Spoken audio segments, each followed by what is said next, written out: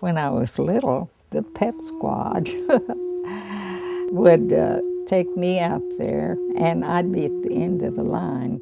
Now, it was all Cherokee at that time, so I remember them saying, Choctaw, Chickasaw, Seminole Creek, Cherokee, Cherokee can't be beat.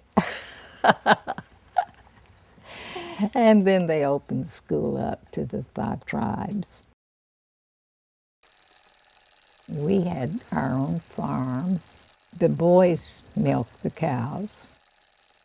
They had horses to work the fields.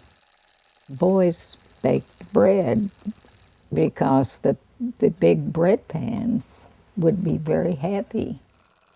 The little ones did little things too to know that they couldn't play all the time. They'd say, now, what do you want to do when you grow up? Set it in their minds. When the war was declared, any of the boys who were old enough to go, the school emptied out.